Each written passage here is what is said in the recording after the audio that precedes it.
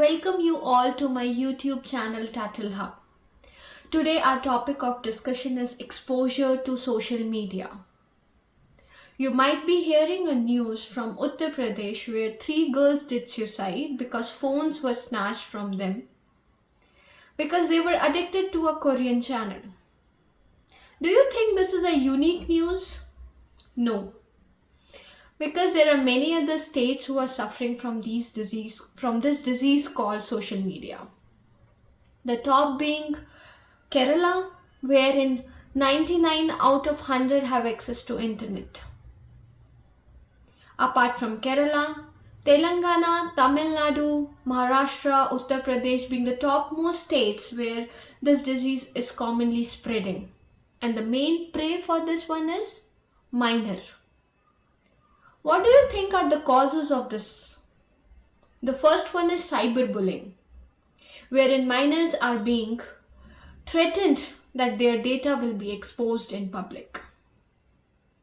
The second one, the most important reason, is peer pressure, where every minor, or not just minor, but every person is in the race of showing off to make themselves look better than others. The third one, exposure to harmful content. People on social media are highly prone of getting exposed to harmful content because there are no restrictions over it. And it is a contagion effect, where these sensationalized reporting makes a copycat actions all around. And it also creates health issue, wherein depression, anxiety are quite common. Not just that, documented cases are very common, where people actually report and did the live streaming of these suicide cases. And this also endorses and strengthens the contagion effect. We have already known the impacts of social media, the bad impacts of social media. And do you think that India is the only country suffering from this? No, there are other countries as well. There are many countries who have actually implemented laws in order to stop this. Australia in the late 2025 have implemented a law wherein minors are not allowed to use social media. There is a ban for them to use any platform such as TikTok, YouTube, Twitter, Snapchat, etc. And platforms are being informed for the fine of $33 million if minors are using these platforms. This is a moral ethics, and this model has been adopted by Spain too. Spain too has also cited the impact of digital Wild West. And they have also imposed the age restrictions for the minors. That means the children below the age of 16 are not allowed to use these platforms. And there are many other countries who have adopted the same line model. For example, Greece, France, etc. Do you think India should do something like same? Do you think there is no overpassing methods to do all these stuffs? There are. If the age restrictions are being put in India, there are many other things which people can adopt to bypass it. Out of which the first one being VPN, where people may use something called VPN in order to make sure that the IP address they are using is not from the country where the law is imposed, but the IP from other country, and they will get again exposed to such content.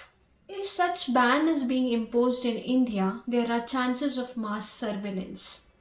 Not just that, if these mainstream platforms are being banned, people, or especially the minors, will move towards dark web, where there are more chances of proning their minds towards extremism. So what can be done in India to stop this? Not just India, but globally. So starting from minors, they should be involved in policy making instead of directly making the policy and imposing on them. So adopting the down to top approach. And there should be verifiable parental consent, means parents should be allowed to intrude in the kind of data that their kids are prone to. There should be mandatory platform accountability. They should be accountable for the kind of data that is being posted on their platforms and that makes the minors vulnerable to it. Another one can be technical restrictions. And those should not be obligatory but mandatory, where there can be specific timelines that platforms are not allowed to post their data, or they are not allowed, minors are not allowed to use the platform at particular time limits. But do you think that these impositions or these laws have to be made just for social media? If laws are being made, they should be made for AI as well. The reason being why there has been researches and there have been multiple news wherein people are found to research on artificial intelligence about how to cure mental health issues. So if the laws are being made just for social media, that will be called hypocrisy.